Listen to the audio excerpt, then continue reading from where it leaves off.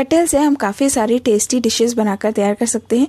उन्हीं में से आज हम कटहल की एक टेस्टी सी पिकल रेसिपी शेयर करेंगे आपके साथ। बहुत ही ज़्यादा सिंपल और ऑथेंटिक रेसिपी है, बहुत टेस्टी बनता है, रेसिपी इजी है। रेसिपी अच्छी लगे तो वीडियो को लाइक कीजिएगा और शेयर कीजिएगा।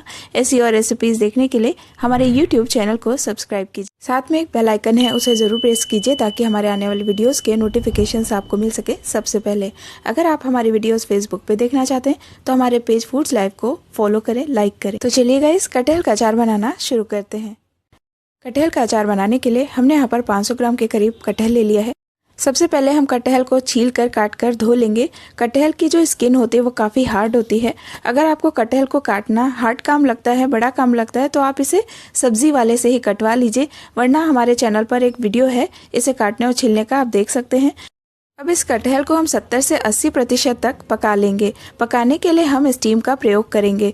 स्टीम के लिए हमने यहाँ पर एक गैस पर स्टीमर चढ़ा दिया है। अब हम इसमें ये कटहल ऐड कर देंगे। इससे होगा क्या, इसमें पानी बिल्कुल भी नहीं जाएगा और ये सॉफ्ट अच्छे से पककर तैयार हो जाएंगे। इसे लिड से कवर कर देंगे और गैस को बिल्कुल कम कर देंगे। अब कम आँच पर इसे पकने देंगे 5 से 7 मिनट। 5 से 7 मिनट के बाद हम इन्हें चेक कर लेंगे ये पके हैं या नहीं। इस तरीके से इन्हें चेक कर सकते हैं किसी फोक की सहायता से। जी हाँ, ये सॉफ्ट हो चुके हैं। अब गैस फ्लेम ऑफ कर देंगे। आप इन्हें इस तरीके से चेक कर सकते हैं अपने हाथों से थोड़ा सा दबाकर कि ये पक गए हैं। ये बहुत ज़्यादा गलाने नहीं होते हैं क्योंकि ये अचार के अंदर भी जाकर थोड़ा सा गलते हैं, तो बस हमें 70 to 80% ही कुक करना था। अब हम इन्हें बाहर निकाल लेंगे स्टीम से और इसमें कुछ चीज़ें ऐड करेंगे।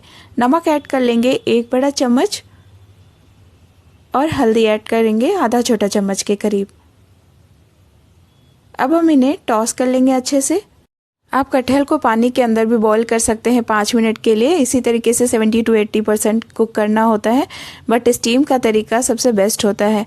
अब आप देख सकते हैं कि कटहल नमक और हल्दी से एकदम अच्छे से कोट हो चुका है। अब हम इसमें नींबू ऐड करेंगे। कटहल को हम धूप में सुखाएंगे 3 से 4 घंटे, तो नींबू का रस ऐड कर देने से हमारा कटहल मॉइस्ट रहेगा। धूप में सुखा लेने से इनकी एक्स्ट्रा नमी निकल जाएगी, लेकिन ये अंदर से मॉइस्ट रहेंगे और काले भी नहीं पड़ेंगे। तो आप इन्हें धूप में सुखाएं या फिर फैन के नीचे ओवरनाइट रख दें। 10 से 12 घंटे ये सूख कर रेडी हो जाएंगे। जब तक ये सूख कर रेडी होंगे हम इनके मसाले तैयार कर लेते हैं। ये कुछ अचार के मसाले हैं जो कटहल में जाएंगे। हमारे पास यहाँ पर है 3 बड़े चम्मच काली वाली राई।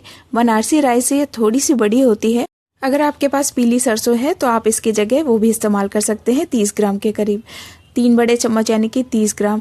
और 1 बड़ा चम्मच सौंफ है, 1 बड़ा चम्मच यानी कि 10 ग्राम।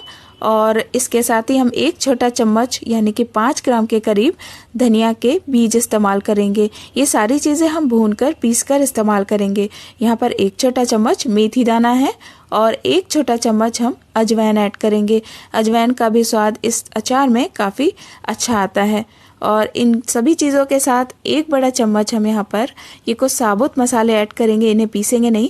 सौंफ, कलौंजी और मेथी। कलौंजी यानी कि ब्लैक क्यूमिन या फिर मंगरेल भी बोलते हैं इसे, काला जीरा। इन्हें हम अलग कर लेंगे और बाकी के मसाले हम भूनकर पीसकर इस्तेमाल करेंगे। हमने राई के अलावा यहाँ पर सारे मसाले ले लिए हैं पैन में और इन्हें हम भून रहे हैं। इन्हें अच्छे से खुशबू और हल्का सुनहरा रंग आने तक भून लेंगे और उसके बाद हम लास्ट में इसमें राई ऐड करेंगे और इसकी भी नमी दूर करने के लिए सिर्फ 30 सेकेंड के लिए इन्हें भून लेंगे इसी पैन में। और अब हम गैस फ्लेम ऑफ कर देंगे क्योंकि हमारे मसाले अच्छे से भून चुके हैं। एक अच्छी सी खुशबू आ रही है इसमें से। मसाले भून लेने से हमारा अचार लंबे समय तक ख़राब नहीं होता और टेस्ट भी अच्छा आता है। तो ये देखिए हमारे मसाले भून चुके हैं। गैस फ्लेम ऑफ कर देंगे और इन्हें शिफ्ट कर लेंगे एक मिक्सी के छोटे ग्राइंडर जार में और इन्हें दरदरा पीसेंगे हम। मसाले हमारे पिसकर रेडी हैं। आप इनका टेक्सचर देख सकते हैं। ये हमने मोटे मोटे ही पीसे हैं, इससे अचार में स्वाद अच्छा आता है। और इन्हें अब हम शिफ्ट कर लेंगे और सेम पैन में हम सरसों का तेल गरम करेंगे।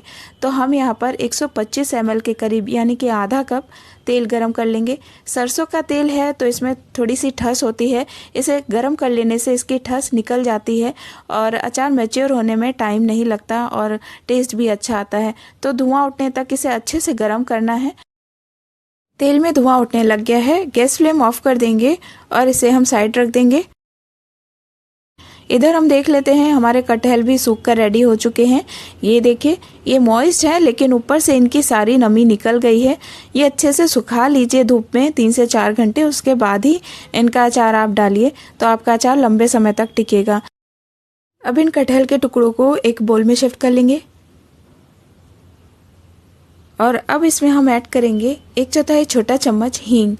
तो हम इसे ऊपर से एक जगह पर रख देंगे और 1 बड़ा चम्मच कश्मीरी लाल मिर्च यहीं पर स्प्रिंकल कर देंगे थोड़ा ऊपर से, और ये साबुत मसाले भी यहीं पर ऐड कर लेंगे। अब हम इनके ऊपर गरम तेल ऐड करेंगे ताकि कश्मीरी मिर्च का कलर अच्छा आए और जो हींग और खड़े मसालों का फ्लेवर है वो अच्छा आ जाए अचार में। ये अचार के पिसे हुए मसाले ऐड कर लेंगे जो हमने भूनकर पीस कर तैयार किए थे।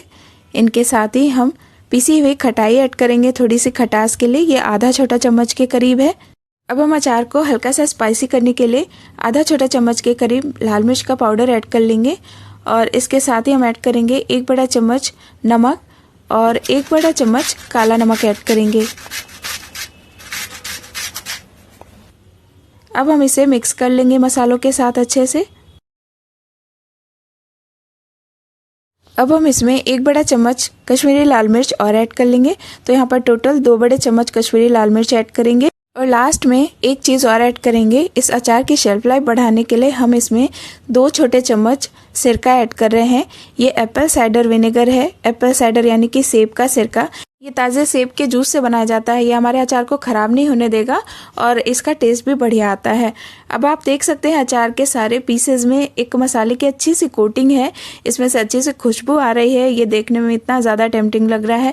जब आप इसे बनाकर ट्राई करेंगे, तैयार करेंगे, तो आपको यकीनन ये अचार पसंद आने वाला है। अगर आप सिरका खाना पसंद नहीं करते तो आप ना ऐड करें, ये अचार तब भी चलेगा।